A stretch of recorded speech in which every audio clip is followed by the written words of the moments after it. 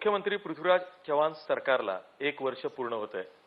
या 1 वर्षात या सरकारने कुठले निर्णय घेतले, ते लोकहिताचे होते का? या सरकारला काय अडचणी आल्या किंवा आगामी काळात या सरकार समोर काय आव्हाने आहेत, या संदर्भात आपण चर्चा करणार आहोत खुद्द मुख्यमंत्री पृथ्वीराज चव्हाण यांच्याशी। चव्हाण साहेब, आयव्हीएन लोकमत मध्ये तुमचं स्वागत आहे।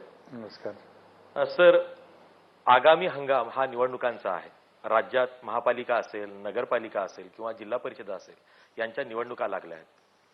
पक्ष संघटनेने म्हणजे काँग्रेसच्या पक्ष संघटनेने असे कुठले निर्णय जे तुमचे म्हणून आहेत ते जनतेपुढे प्रचारासाठी न्यावेत असं तुम्हाला वाटतंय? निर्णय असतात ते सरकारचे असतात। व्यक्तिगत निर्णय असं मी काही क्रेडिट घेणार नाही। शेवटी काँग्रेसचा जाहीरनामा आहे, आघाडी सरकारचा जाहीरनामा होता आणि त्या जाहीरनाम्यावर आधारित आम्ही निवडणूक लढलो, आम्हाला चांगलं यश आलं।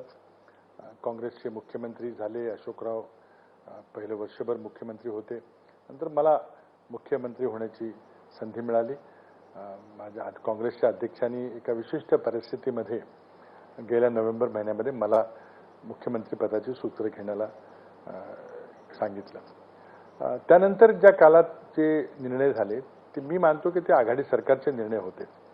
व्यक्तिगत क्रेडिट घ्यायचा मी कधीच प्रयत्न करणार नाही, पण एक निश्चित आहे की ते निर्णय घेताना व्यक्तिगत कामांच्या पेक्षा जास्त सार्वजनिक महत्त्वाची कामं, आणखी जे निर्णय अनेक वर्षापासून प्रलंबित होते ते निर्णय घेण्याकडे मी जास्त वेळ दिला।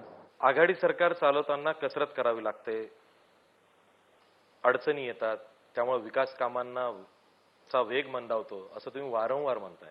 पण दुसरीकडे राष्ट्रवादीचे नेते शरद पवारांनी एक वक्तव्य केलंय, जर का आघाडी सरकार चालवायला तुम्हाला त्रास होत असेल तर ह्या यातना तुम्हाला सहन करायला सांगितल्या कोणी, असंही म्हटलेलं आहे। यापुढे आघाडी सरकारबाबत तुम्ही फार जाणीवपूर्वक विचार करणार आहात काँग्रेस पक्ष म्हणून? यातनाचा प्रश्न आहे या राज्याचं त्यामुळे नुकसान होतंय का नाही हा प्रश्न आहे। आज दिल्लीमध्ये आघाडी सरकार चालवताना पंतप्रधानांची जी परिस्थिती आहे ती मी फार जवळून पाहिलेली आहे। त्यामुळं ते सरकार वेगळं आहे आणि हे वेगळं असं नाही आहे।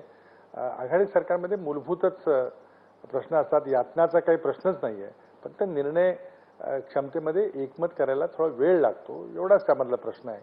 आणि आता हे लोकांनी अशा प्रकारचं जर मॅन्डेट दिलं असेल तर मग ते स्वीकारावं लागेल, त्यातूनच मार्ग काढला पाहिजे।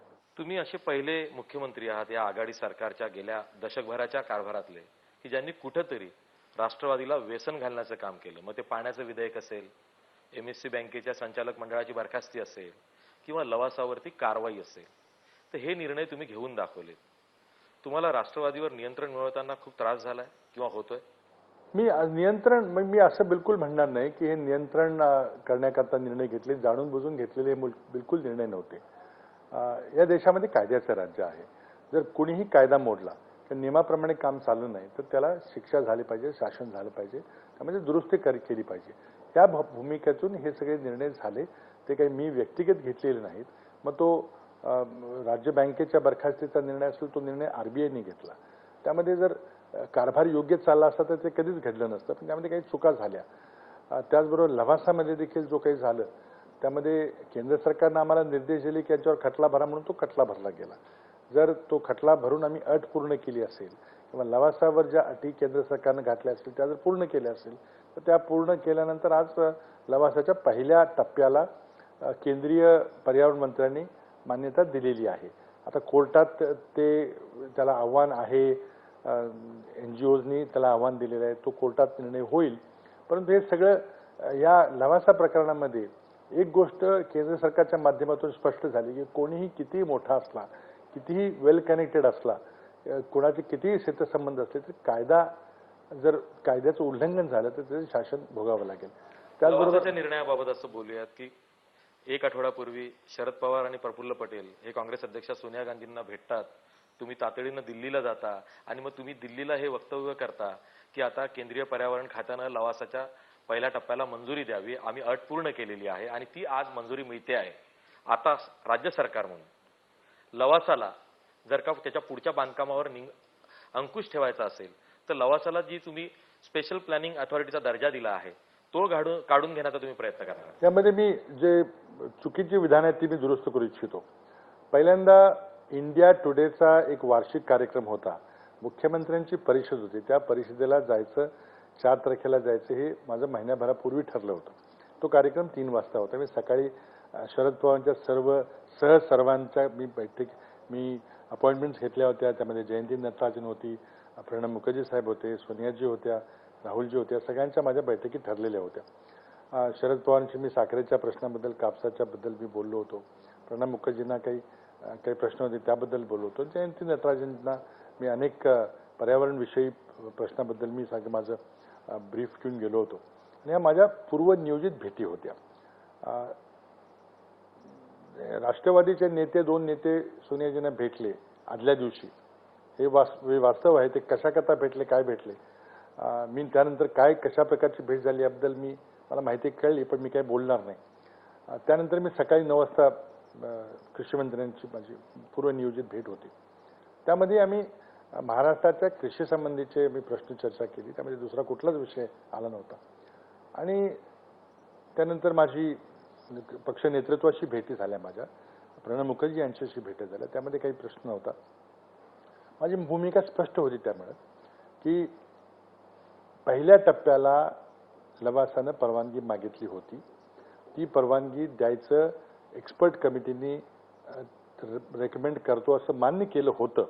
ही एक्सपर्ट कमिटी दिल्लीहून आली होती. त्या दिल्लीच्या कमिटीने असं विधान केलं की आम्ही काही अटी जर पूर्ण केल्या लवासाने, काही दंड स्वीकारला आणि राज्य सरकारने जर खटला भरला असं केंद्रीय मंत्र्यांनी आम्हाला सांगितलं शेवटी, तर ही परवानगी आम्ही द्यायचा विचार करू, अशा प्रकारचं विधान होतं. त्यामुळे मी एवढंच विधान केलं की राज्यातला एक मोठा प्रकल्प आहे, त्यांनी निश्चितच कायद्याचं उल्लंघन केलेलं आणि त्याकरता केंद्रीय पर्यावरण मंत्र्यांनी त्यांना जे योग्य वाटेल केंद्रीय एन्व्हायरमेंट प्रोटेक्शन ॲक्टच्या अनुसार जो काही कारवाई करायची असेल ती कारवाई करायचा निर्णय घेतला. ती कारवाई केली असेल, ते दंड असेल किंवा जे काही भरपाई करायचा जी दायित्व जबाबदारी जी लवासा असेल ती जर लवासाने केली असली तर आमच्यावर जी जबाबदारी टाकली होती ती आम्ही पूर्ण केली. त्यामुळे आता त्याला पहिल्या टप्प्याला पर्यावरण खात्याच्या स्वतःच्या म्हणण्याप्रमाणे परवानगी द्यायला काही हरकत नाही, अशी कायदेशीर तरतूद होती. त्यामुळं दिल्लीच्या भेटीच्या कोणाला भेटलं त्यातून काय झालं की हे साफ चुकीचं आहे. पण याचा यापुढे लवासाच्या पुढच्या बांधकामावर जर का अंकुश ठेवायचा असेल तर त्याला जी स्पेशल प्लॅनिंग अथॉरिटीचा दर्जा दिलेला आहे तो राज्य सरकार काढून घेण्याचा प्रयत्न करणार नाही का? नाही, जी स्पेशल प्लॅनिंग अथॉरिटी दिलेली आहे त्याबद्दल विचार चालू आहे.